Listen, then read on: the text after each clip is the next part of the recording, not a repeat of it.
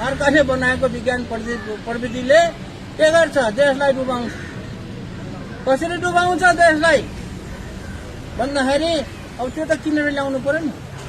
अब सबैको हातमा मोबाइल छ, यो ठुल्ठुलो क्यामेराहरू छ, सबैको लगाएको त्यो हेलमेट जस्तै लेखेर त्यो ज्याकेटहरू हेर्नुहोस् त। यो मेरो चस्मा पनि विदेशबाटै बनायो। यो सिसा त विदेशबाटै आउँछ है। के छ नेपालमा बसेर? यो कोपी चाहिँ कोरियाबाट आएको। ल हेर्नु, विज्ञान प्रविधिको विकास गरेन भने देशमा केही पनि बन्दैन।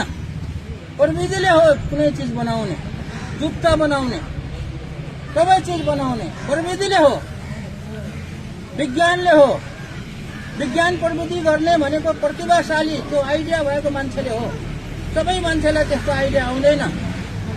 कुनै पनि देशमा 1% पनि प्रतिभाशाली